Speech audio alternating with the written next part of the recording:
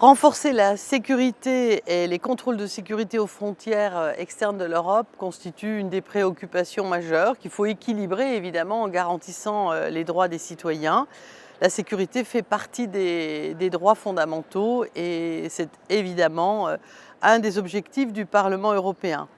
Le nouveau système que le Parlement européen a adopté durant cette plénière va enregistrer les informations comme le nom, le sexe, les empreintes digitales, la date et le lieu du voyage, l'image faciale relative à l'entrée, à la sortie, au refus d'entrée de ressortissants de pays tiers, à la fois pour les voyageurs qui ont besoin d'un visa et pour ceux qui en sont exemptés et qui franchissent les frontières extérieures de l'espace Schengen. Ce système qu'on appelle le système EES facilitera aussi la vérification du respect de la durée autorisée pour un court séjour, c'est-à-dire 90 jours dans une période de 180 jours.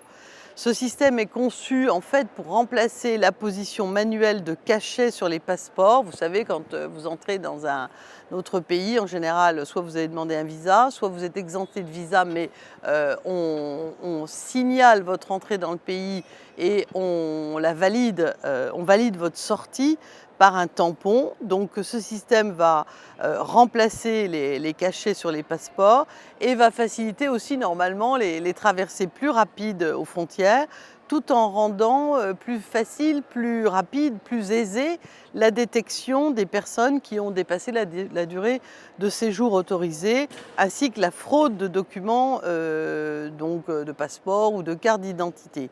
Les données sur les personnes auxquelles l'entrée est refusée seront stockées pour empêcher leur arrivée via une autre frontière.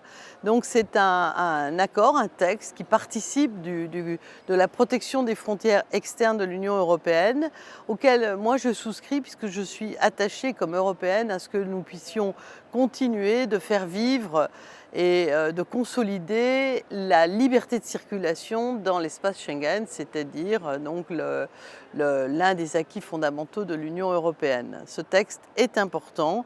Ce sera un système électronique d'ailleurs commun pour accélérer ces contrôles et pour enregistrer tous les voyageurs qui ne sont pas issus de l'Union européenne.